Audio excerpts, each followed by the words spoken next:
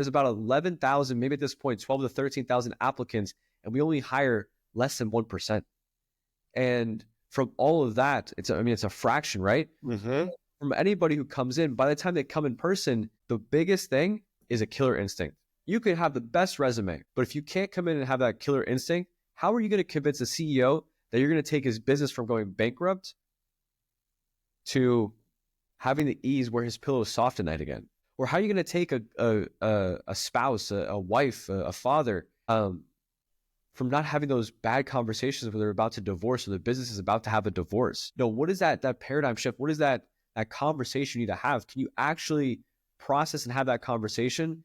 Is it the mental toughness, the emotional toughness? Is it the identity? Is it the charisma? Is it the trust? What is it that you have that you're able to say, you know what, I'm able to help this entrepreneur? Is it the conviction?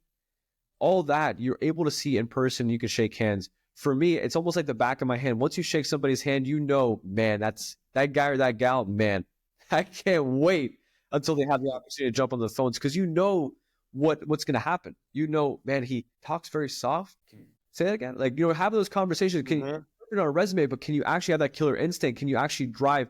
It depends. But I would say the biggest thing is knowing how bad they want it. What's the chip on their shoulder to allow them to keep pushing forward? That matters most. One of the things that you can do to outperform so many people in your industry, your teammates, your competition, everybody, is just move with one, intention, and two, urgency. If you can have both of those, you can be intentful about your day, all of your actions, have your schedule filled, and actually follow up, be on time. When somebody says, hey, can you send this over to me? You actually do that. That all goes like with the killer instinct that you're referring to. Now that you're in management, you have like more responsibility. How has your role changed? There's a staircase I typically draw out at this point in time when we're going through training. You're always going to suck before you get to that next level, right? You're always going to suck before you get to that next level. You've seen it from the events you've been at with us. But every single day, there's a new level of expectation.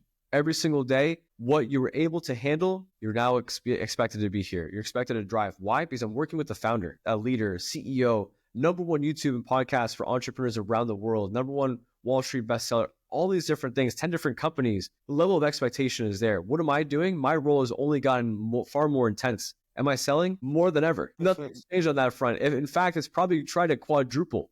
It can't do anything unless there's moral authority, right? Am I going to listen to someone who can't even, really? You mean I can do this? It's that easy and you can't even, why would I listen to you? You have to have that moral authority. That's one. Two, being in management, you have to convince others that they can do things that they never even thought was possible. I'll highlight their blind spots, drive them, poke them, push them. Sometimes maybe I'll push them close to their limits and say, okay, is this someone who is mentally there? Is someone who wants it, or they just have an ego? Being able to trust, but verify, have those conversations. What's my role? Driving, selling, pushing. Also, that's the best part about it, by the way, because, it's like just what I mentioned here, the conversations to feel why entrepreneurs do what they do. Oh, you want a legacy business? Why? Because if this is what happened with my parents, my family, that is so dang exciting, because I've been talking to them from the get-go. It's 3 years now. Look at where they are. It's so dang invigorating. I can't even take that credit. All that credit goes to Patrick. But just to be able to know the impact we're creating, that's where conviction comes from. Selling, yes. Driving, yes. Pushing people to do what they never thought was possible. And leaders who develop leaders